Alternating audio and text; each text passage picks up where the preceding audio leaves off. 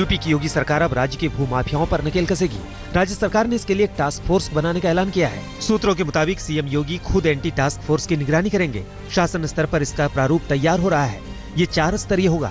राज्य स्तर पर मुख्य सचिव की अध्यक्षता में ये स्क्वाड बनेगा, जिसमें प्रमुख सचिव राजस्व संयोजक होंगे। प्रमुख सचिव गृह और डीजीपी भी इसके सदस्य होंगे। मंडल स्तर पर कमिश्नर, जिले में डीएम और तहसील में एसडीएम की अध्यक्षता में स्क्वाड गठित होंगे। टीम में राजस्व और पुलिस के अधिकारी शामिल किए जाएंगे। सूत्रों के मुताबिक कैबिनेट की पहली ही बैठक में इस स्क्वाड के लिए प्रस्ताव लाया जाएगा। सरकार ने जबरन कब्जा करने वाले लोगों की सूची बनाने का आदेश दिया है। जवाहर बाग कांड के बाद बीजेपी ने जमीन कब्जे और भूमाफियाओं को बड़ा मुद्दा बनाया था। योगी सरकार ने एक और बड़ा फैसला लिया है। राज्य पोषण मिशन से पूर्व सीएम अखिलेश यादव की पत्नी और डिंपल यादव समेत 3 सदस्यों को मिशन से बाहर कर दिया गया है। शुक्रवार को सरकार की तरफ से आदेश जारी कर दिए गए। डिंपल यादव के अलावा सुनीता एरो और समाज सेवी अलका चौधरी की भी इस मिशन की सदस्यता समाप्त कर दी गई है। 2014 में अखिलेश सरकार ने महिलाओं और बच्चों में कुपोषण की रोकथाम के लिए इस मिशन का गठन किया था। मुख्यमंत्री की अध्यक्षता में इस मिशन को चलाने के लिए एक शासी निकाय बनाया गया था। इसका काम कुपोषण के लिए जागरूकता से लेकर आंगनबाड़ी केंद्रों तक मदद पहुंचाना था। यूपी के पूर्व मंत्री आजम खान ने वक्फ बोर्ड में घोटाले के आरोपों को खारिज कर दिया है। उन्होंने आरोप लगाने वाले शिया धर्मगुरु कल्बे जवाद को ही घेरा और कहा कि दुश्मनी के इरादे से कल्बे जवाद आरोप लगा रहे हैं। आजम खान ने कहा कि कल्बे जवाद अपने दामाद को वक्फ बोर्ड का चेयरमैन बनवाना चाहते थे, लेकिन उन्होंने ऐसा नहीं किया। जवाद नकवी साहब अपने दामाद के लिए हमारे पास आए थे जब हम वजीर थे। वो शिया वक्फ बोर्ड का उन्हें चेयरमैन बनाना चाहते थे, लेकिन क्योंकि उनके ऊपर करप्शन चार्जेस थे, मैंने कहा कि हम नहीं बना सकते, इसलिए कल्बे जवाद नकवी साहब हम पर से दुश्मनी के लिए उतारू हैं।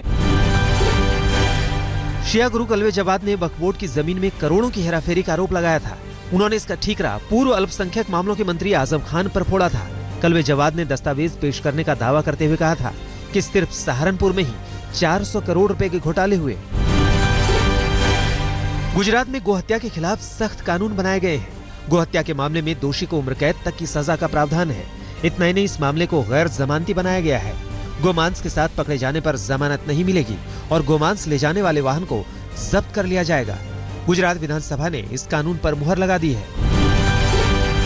गुजरात के अंदर कोई भी गौ या गौवंश की हत्या करेगा तो उनको आजीवन कैद की सजा और 1 लाख से 5 लाख रुपये का जुर्माना आज गुजरात की विधानसभा के अंदर हमने पारित किया है।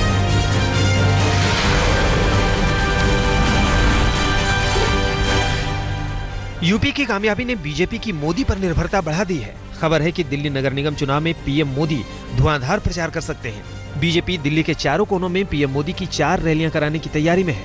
आज तक को मिली एक्सक्लूसिव जानकारी के मुताबिक एमसीडी चुनाव के प्रचार में मोदी की बड़ी भूमिका हो सकती है। वाराणसी की तर्ज पर दिल्ली में मोदी के रोड शो पर भी विचार चल रहा है। बीजेपी रोड शो से होने वाली मुश्किलों पर भी गौर कर रही है। यूपी की तरह दिल्ली के नगर निगम चुनावों में भी बीजेपी के मुख्यमंत्री प्रचारक होंगे। और हम अपना नया टारगेट सेट कर रहे हैं। बस एक बार बीजेपी एमसीडी में भी हो और बीजेपी दिल्ली सरकार में भी हो, दिल्ली इस देश का सबसे सुंदर प्लेस बनेगा और दुनिया यहाँ आने के लिए तरसेगी। दिल्ली के मुख्यमंत्री अरविंद केजरीवाल ने दिल्ली नगर निगम चुनाव के लिए आम आदमी पार्टी के प्रचार अभियान की शुरुआत की। उन्होंने प्रचार की शुरुआत दिल्ली के बुराड़ी से की, जो आम आदमी पार्टी का गढ़ माना जाता है। पहली चुनावी जनसभा में उन्होंने बीजेपी और कांग्रेस को जमकर निशाना बनाया। उन्होंने जहां एमसीडी में सत्तासीन बीजेपी की खामियां गिनाई, वहीं दिल्ली सरकार की उपलब्धियां भी गिनाई। खास बात यह है कि केजरीवाल ने बीजेपी, कांग्रेस, अमित शाह, शीला दीक्षित सबके नाम लिए, लेकिन कहीं भी उन्होंने पीएम मोदी का नाम नहीं लिया। मैं चैलेंज करता हूं, एक काम बता दो 10 साल के अंदर बीजेपी वालों ने एमसीडी के अंदर करके दिखाया हो। दोस्तों, जितना काम 2 साल के अंदर हमने दिल्ली में करके दिखाया है, आ जाओ डिबेट कर लेते हैं कि आपने ज्यादा काम करा अपने राज्यों के अंदर कि दिल्ली में हमने 2 साल के अंदर ज्यादा काम करके दिखाया। दिल्ली के जंतर मंतर पर विरोध प्रदर्शन कर रहे तमिलनाडु के किसानों को कांग्रेस उपाध्यक्ष राहुल गांधी का समर्थन मिला। कर्ज में दबे 100 किसान जंतर मंतर पर पिछले कई दिन से प्रोटेस्ट कर रहे हैं। इसके लिए वो अनूठे तरीके अपना रहे हैं। ये लोग खोपड़ी लेकर विरोध कर रहे हैं। इनमें कई महिलाएं भी हैं। राहुल गांधी ने कहा कि पीएम मोदी इस देश के अमीर लोगों का कर्ज माफ कर देते हैं, तो इस देश को बनाने वाले किसानों का कर्ज क्यों नहीं माफ करते। 3 सालों में 1,40,000 करोड़ रुपया 50 हिंदुस्तान के सबसे बड़े उद्योगपतियों को पास किया। इनकी क्या गलती है? इनकी क्यों नहीं मदद हो रही? इनका कर्जा माफ क्यों नहीं हो रहा?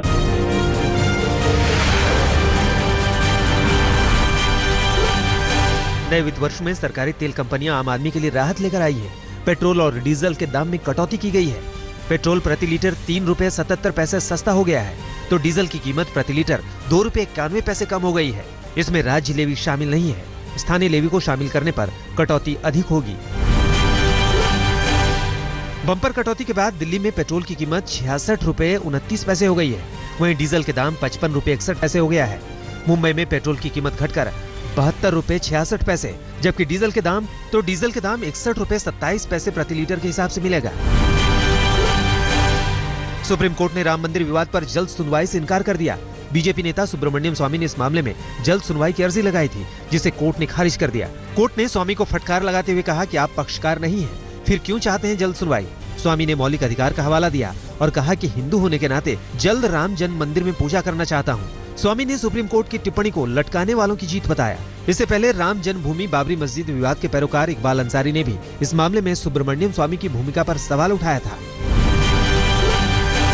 मेरा तो लोकस है इस आधार पर कि मैं एक हिंदू, मैं राम मंदिर पर पूजा करने चाहता हूँ, वो भी रामलला जो एक ही जगह में है। मुसलमान तो नमाज कहीं भी पढ़ सकता है, सड़क पर भी पढ़ सकता है, मैं रामलला का पूजा एक ही जगह कर सकता हूँ। गुलाबी गैंग की मुस्लिम महिलाएं भी अब राम मंदिर के समर्थन में सामने आ गई हैं। इन महिलाओं ने झांसी में सूबे के मंत्री को बाकायदा ज्ञापन सौंपा और अयोध्या में राम मंदिर जल्द बनवाने को लेकर अपना समर्थन दिया। राम मंदिर के समर्थन में पोस्टर लगाने वाले शख्स आजम खान के चेहरे पर काली पोत दी गई। मस्जिद से निकलते ही अनजान आदमी ने आजम खान को निशाना बनाया। श्री राम मंदिर निर्माण मुस्लिम कारसेवक मंच के अध्यक्ष आजम खान ने मंदिर के समर्थन में लखनऊ में पोस्टर लगाए थे।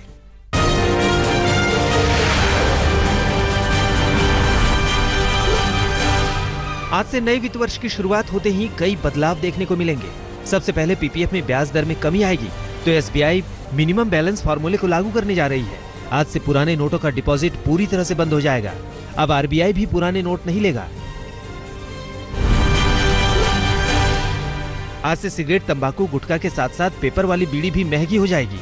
इसके साथ ही एलईडी लैंप और काजू के लिए ज्यादा पैसे चुकाने होंगे। बजट में की गई टैक्सों में कटौती का असर भी आज से दिखने लगेगा। रेलवे टिकट ऑनलाइन बुकिंग पहले से सस्ता हो जाएगा। वहीं आरओ में लगने वाले मेम्ब्रेन के लिए पहले से कम पैसे चुकाने होंगे। सोलर पैनल और विंड ऑपरेटेड एनर्जी जनरेटर भी आज से सस्ता हो जाएगा। कंपनियों को आज से उपभोक्ता वस्तुओं के पैकेटों पर मूल्य, एक्सपायरी डेट और उसमें उपयोग सामग्री जैसी जरूरी जानकारियां बड़े अक्षरों में प्रकाशित करनी होंगी। इस बारे में केंद्रीय खाद्य और उपभोक्ता मंत्रालय का आदेश आज से लागू हो जाएगा। उपभोक्ता मामलों के विभाग ने पैकेट बंद वस्तुओं के पैकेजिंग संबंधी नियम 2011 के तहत पैकेट पर जरूरी जानकारी स्पष्ट रूप से प्रकाशित करने के लिए पिछले साल आदेश दिया था। इसे लागू करने से पहले सरकार ने कंपनियों को पुराना स्टॉक निकालने के लिए 6 महीने का वक्त दिया था। इस आदेश के दायरे में वस्तुओं के पैकेट पर प्रकाशित होने वाला बारकोड भी शामिल है।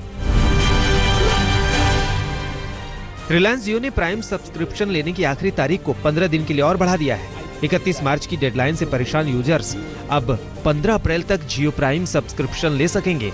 रिलायंस इंडस्ट्रीज के चीफ मुकेश अंबानी ने बताया कि अब तक करीब 7 करोड़ 20 लाख कस्टमर्स ने जियो प्राइम सब्सक्रिप्शन लिया है।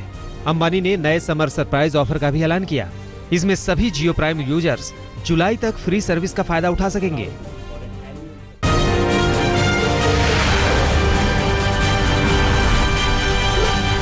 मार्च की रिकॉर्ड तोड़ गर्मी के साथ अप्रैल का महीना शुरू हो चुका है। दिल्ली के साथ उत्तर प्रदेश, मध्य प्रदेश, राजस्थान, हरियाणा, गुजरात, छत्तीसगढ़, झारखंड, महाराष्ट्र, कर्नाटका और उड़ीसा में भी चढ़ते पारे ने लोगों को परेशान कर रखा है। भोपाल और इंदौर में जिला प्रशासन ने आज से स्कूलों में दोपहर में ही छुट्टी करने का आदेश जारी कर दिया है। महाराष्ट्र में मार्च में मौसम के तेवर इतने तीखे रहे कि देश भर में सबसे ज्यादा 5 गर्म शहर इसी राज्य के हैं। राज्य में अकोला 44 डिग्री के साथ पहले नंबर पर है, तो 42 डिग्री के साथ मालेगांव दूसरे नंबर पर। नासिक में भी गर्मी ने 25 साल का रिकॉर्ड तोड़ दिया। यहाँ गर्मी के साथ साथ स्वाइन फ्लू का खतरा भी बढ़ता जा रहा है। नासिक में स्वाइन फ्लू से 19 लोगों की मौत हो चुकी है। उत्तर प्रदेश में भी गर्मी के तेवर कम तीखे नहीं है। इलाहाबाद में रिकॉर्ड तोड़ गर्मी ने 44 साल पुराना रिकॉर्ड तोड़ दिया है। पिछले 24 घंटों में इलाहाबाद का अधिकतम तापमान 42.7 डिग्री रिकॉर्ड किया गया। राजस्थान के ज्यादातर हिस्से इस वक्त मई जून की तरह तप रहे हैं। जयपुर, बीकानेर, जैसलमेर, बाड़मेर, हर शहर में तापमान 40 डिग्री से ऊपर है। बाड़मेर में पारा 45 डिग्री से पार कर चुका है। बेमौसम की इस तेज गर्मी का सबसे ज्यादा असर विदेश से आए टूरिस्टों पर पड़ा है। मार्च के आखिरी हफ्ते में ही इनकी संख्या तेजी से घटने लगी है।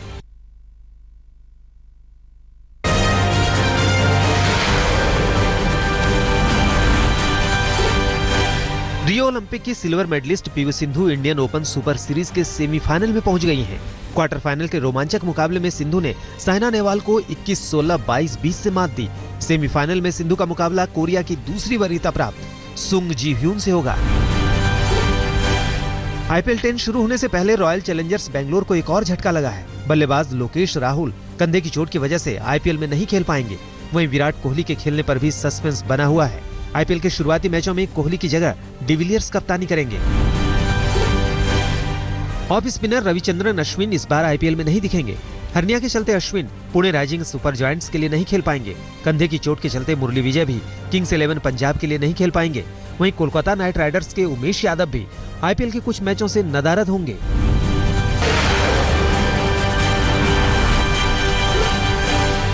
सलमान खान अपनी आने वाली फिल्म टाइगर जिंदा है के बिजी शूटिंग शेड्यूल से समय निकालकर परिवार के साथ मस्ती करते नजर आए। सलमान खान इन दिनों परिवार के साथ मालदीव में छुट्टियां मना रहे हैं। खान परिवार के साथ साथ सलमान की गर्लफ्रेंड यूलिया वंतूर भी मालदीव में ही मौजूद हैं। सलमान ने छुट्टियों के दौरान मस्ती की तस्वीरें सोशल मीडिया पर शेयर की। शाहरुख खान की पत्नी गौरी खान ने करण जौहर के जुड़वा बच्चों के लिए नर्सरी डिजाइन की है। यश और रूही के घर आने से करण जौहर काफी उत्साहित हैं। उन्होंने सोशल मीडिया पर तस्वीरें शेयर कर खुशी जाहिर की है। वरुण धवन और आलिया भट्ट की फिल्म बद्रीनाथ की दुल्हनिया का बॉक्स ऑफिस पर धमाल जारी है। तीसरे हफ्ते में फिल्म ने लगभग 11 करोड़ की कमाई की। इसके साथ ही फिल्म का अब तक का कुल कलेक्शन लगभग 112